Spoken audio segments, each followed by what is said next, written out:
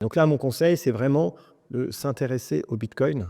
Pour parler peut-être un peu plus d'investissement, comment tu commencerais l'investissement si tu étais un jeune, salarié, tu gagnes le SMIC? Alors déjà, je vois à quoi je m'intéresse parce que je pense que l'investissement, au-delà de l'objectif de pouvoir sécuriser son pouvoir d'achat dans le futur, de préparer son futur, il doit se baser sur des éléments que l'on connaît, que l'on comprend. Je pense que la règle de base, c'est de comprendre l'univers dans lequel on va investir. Donc, il faut commencer par se former. Et donc, forcément, moi, par rapport à ma vision, ma logique, une des premières étapes, c'est de comprendre et de me former sur le Bitcoin et de m'intéresser donc aux cryptoactifs. Surtout, en investissant dans cet univers, je vais apprendre beaucoup de choses qui me seront, je pense, utiles pour le futur. Et donc là, mon conseil, c'est vraiment de s'intéresser au Bitcoin. Mais vraiment au Bitcoin, hein, pas au shitcoin, au memecoin. C'est comprendre le Bitcoin d'abord, de comprendre ce que ça représente, ce que ça veut dire, pour ensuite, en âme et conscience, se dire, OK, je crois à cette révolution technologique et monétaire, je comprends ce que le Bitcoin apporte comme valeur et que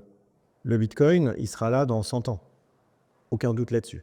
Donc, à partir du moment où on veut mettre de côté de l'argent, un pouvoir d'achat, l'envoyer dans le futur pour être certain de le retrouver dans 10-20 ans, le Bitcoin, c'est vraiment la meilleure solution. Mais penser que le Bitcoin, c'est trop tard, c'est faux. Le train, il n'est pas parti encore. Non, le train du Bitcoin n'est pas parti, il est encore en gare. Je pense que si on comprend l'essence et la proposition de valeur du Bitcoin, ne pas avoir de Bitcoin est une erreur fondamentale.